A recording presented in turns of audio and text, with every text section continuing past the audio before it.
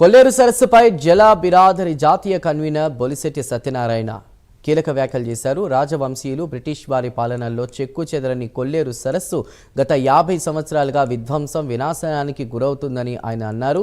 2,22,600 ఎకరాల సుదీర్ఘ విస్తరణలో ఉండేటువంటి ఈ సరస్సు కేవలం 90,000 ఎకరాలకే పరిమితమైందన్నారు. అలాగే ఆపరేషన్ కొల్లేరు అనే పేరుతో చేసిన హడావుడి సుప్రీంకోర్టు కళ్లకు గంతలు కట్టడమే తప్ప వాస్తవంగా కొల్లేరు సరస్సును రక్షించే చర్య కాదని ఆయన ఆరోపించారు. వెంటనే కొల్లేరు సరస్సు విధ్వంసాన్ని అరికట్టాలని, పర్యావరణాన్ని రక్షించాలని బొలిశెట్టి సత్యనారాయణ పిలుపునిచ్చారు. కొల్లేరు నాశనం అయిపోయింది. సో దీనివల్ల ఎంత నష్టం జరుగుతుంది అనేది ఏంటంటే బేసిక్గా ఇప్పుడు యుద్ధం వల్ల కానీ దేనివల్ల కానీ కాలుష్యం పెరిగిపోతుంది. ఈ కాలుష్యాన్ని అబ్జార్బ్ చేసి కెపాసిటీ కొల్లేరు లాంటి పెద్ద ప్లేస్లకు ఉంటుంది. 900 చదరపు కిలోమీటర్లు, 2,22,600 ఎకరాలు. అది ఇప్పుడు 90,000 ఎకరాలు కుదించుకుపోయింది. సో ఈ కొల్లేరు ఇలాగ కుదించుకుపోవడానికి ప్రధాన కారణం ఎవరంటే మన పాలకులు, ముఖ్యంగా 1975 తర్వాత వచ్చిన పాలకులు. మనకి 79 వరకు వన్యప్రాణి చట్టం లేదు, లేకపోతే 79లో వన్యప్రాణి చట్టం వచ్చిన తర్వాతైనా దాన్ని కాపాడుతున్నారా అంటే లేదు. 2002లో బయోడైవర్సిటీ యాక్ట్ అని తీసుకొచ్చారు. అప్పటి వరకు మనం ఇష్టం వచ్చినట్టు నాశనం చేసుకున్నాం అడవుల్ని.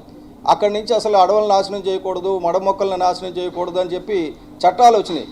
కానీ అమలుకు నోచుకోవడంలా 200 ఏళ్ళు బ్రిటిష్ ముస్లిం పాలనలో జరిగింది, 200 ఏళ్ళు బ్రిటిష్ పాలనలో జరిగింది, 25 సంవత్సరాలు మనకి స్వాతంత్రం వచ్చిన తర్వాత జరిగింది. 75 నుంచి విధ్వంసం.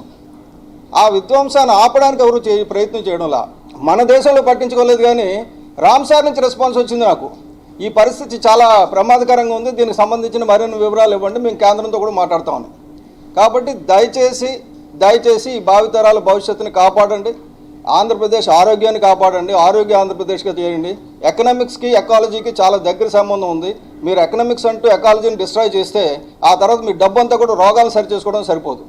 ఈ కొల్లేరు నుంచి అంగుళం కూడా కదపడానికి రాష్ట్ర ప్రభుత్వానికి కానీ కేంద్ర ప్రభుత్వానికి కానీ అధికారం లేదు. ఎందుకంటే అది రామ్సార్ సైట్ కింద డిక్లేర్ అయి ఉంది. దాన్ని రిస్టోర్ చేయమని సుప్రీంకోర్టు చెప్పింది. ఇప్పటికే రాష్ట్ర ప్రభుత్వం కంటెంప్ట్ ఫేస్ చేస్తుంది. అక్కడ ఉన్న వాళ్ళకి నేను చెప్తున్నాను, కొల్లేరు వాసులందరికీ కూడా వాళ్ళ జీవితాలు బాగుపడాలంటే ఈ దళారుల నుంచి బయటపడాలి, ఈ చేపల చెరువుల నుంచి పైన పడి దాన్ని ఎకో సెన్సిటివ్ జోన్ కింద, ఎకలాజికల్ పార్క్ కింద కానీ కన్వర్ట్ చేస్తే, ఎకో టూరిజం అభివృద్ధి చేస్తే విదేశీ టూరిస్టులు ఎంతమంది వస్తారంటే మీకు అక్కడ వచ్చిన ఇప్పుడు వరకు వస్తున్న ఇన్కమ్ కంటే 10 రెట్లు ఎక్కువ వస్తుంది. దాదాపు